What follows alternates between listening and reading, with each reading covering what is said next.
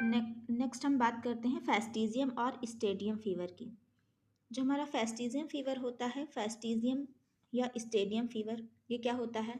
फेस्टिजियम fever is the fever, एक ऐसा fever होता है इन विच जिसमें जिसमें क्या होता है, द पीरियड, ऐसा समय होता है when the body reached is maximum, body अपने मैक्सिमम टेम्परेचर को रीच करती है, रीच मतलब पहुंचना, पहुंचती है maximum body temperature, it's remains या फिर Fairlie remains and constant at high level, high level पे कुछ समय के लिए फीवर रहता है,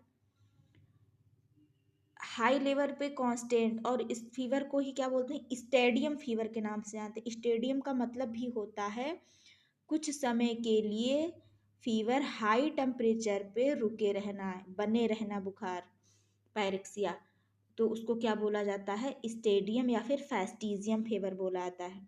then return to the normal temperature, इसके बाद क्या होगा?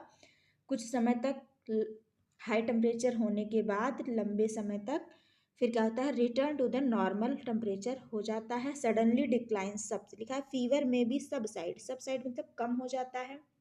सडनली, अचानक से फीवर कम हो जाएगा। डिक्लाइन मतलब घट जाना, टेम्परेचर घट जाता है। क्राइसिस और ग्रेजुअली, ग्रेजुअली मतलब धीरे धीरे, क्राइसिस अचानक से घट सकता है, सडनली, एंड ग्रेजुअली या फिर धीरे धीरे डिक्लाइन होगा टेम्परेचर। इसी को क्या कहा जाता है?